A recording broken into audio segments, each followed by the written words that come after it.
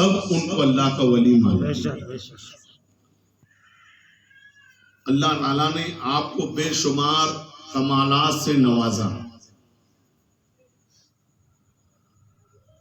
108 علموں پر مہارت تامہ عطا فرمائی۔ سبحان اللہ۔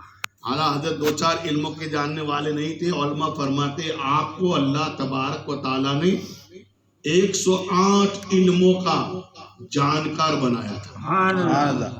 آج بڑے بڑے مولویوں کو ان علم کے نام یاد نہیں، اعلیٰ حضرت اس پر میرے دوستو علم تامہ، مہارت تامہ میرے دوستو حاصل کر چکے تھے۔ اب کتنا علم ہوگا کوئی اندازہ نہیں لگا سکتا۔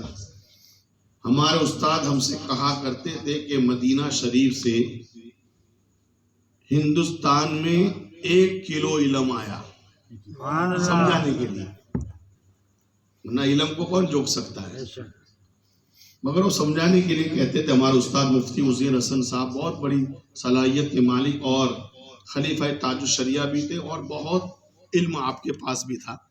جب ہم بیٹھے ہوتے اور باتیں چلتی تو آپ ہم کو بتایا کرتے تھے کہ مدینہ شریف سے 1 کلو علم آیا۔ کتنا آیا؟ 1 کلو علم آیا۔ آدھا کلو اعلیٰ حضرت نے لے لیا،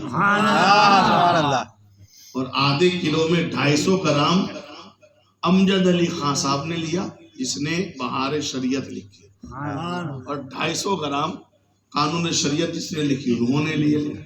اب سوچو 1 کلو میں آدھا اعلیٰ حضرت نے لے لیا، 250 تو یہ جو بچا ہے ان کا میرے دوستوں۔ اب میرے دوستوں اسی آدھے میں ہم سب نظر آتے ہیں میرے دوستوں، اسی کا ایک صدقہ ہم ہے، تو بتاؤ آدھا جس کو مل گیا ہوگا۔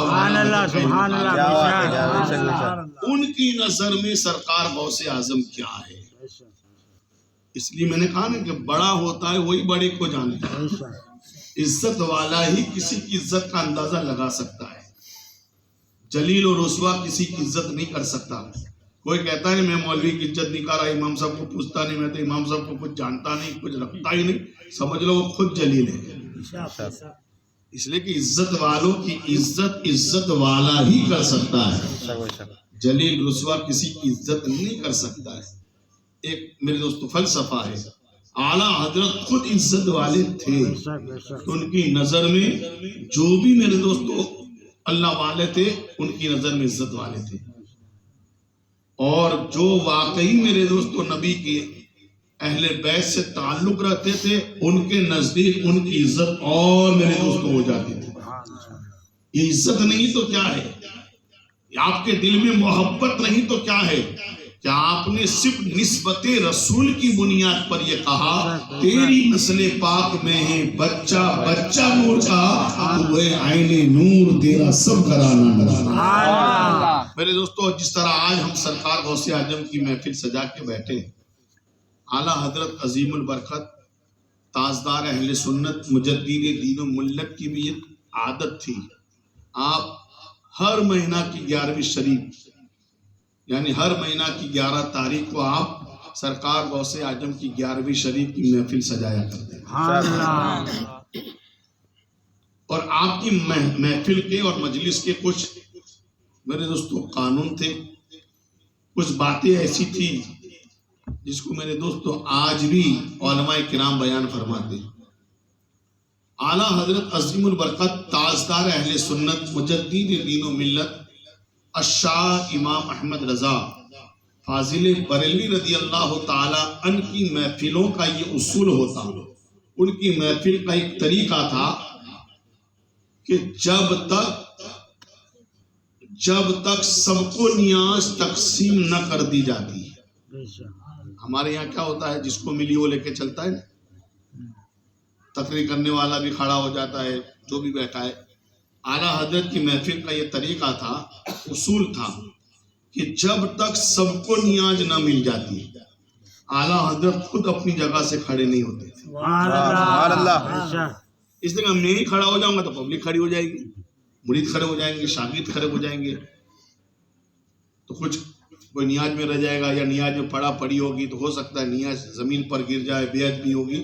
تو اعلیٰ حضرت کا عشق یہ گوارا نہیں کرتا تھا کہ جس کی بارگاہ میں ہم نے خراج عقیدت پیش کیا ہے اس کے نام والی چیز کی بھی توہین ہو.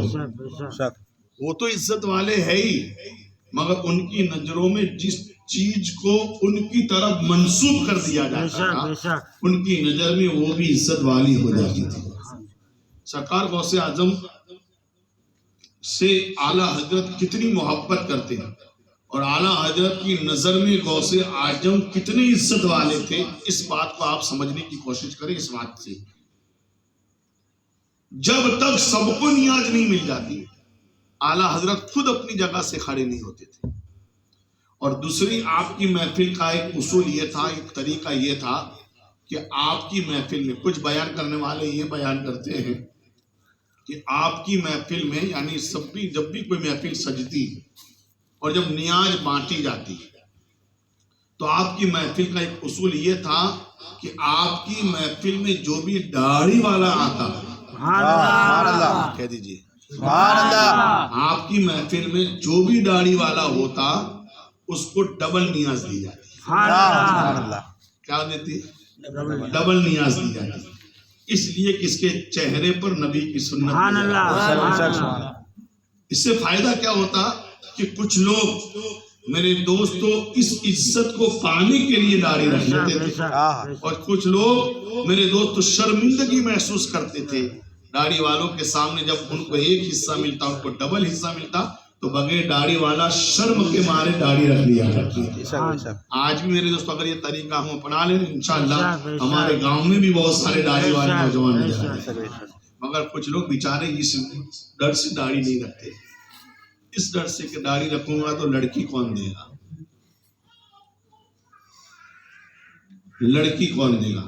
میں نے کل بھی تقریر میں شادی کا موقع تھا، تلک واڑہ کی تقریر میں کہا تھا کہ داڑھی رکھنے میں فائدہ یہ ہے کہ جو بھی داڑھی والا ہوگا اس کو جو بھی لڑکی نکاح کرے گی یا اس لڑکے کے ساتھ جو بھی نکاح کرے گی وہ لڑکی دنیا دار نہیں ہوگی، دیندار ہوگی.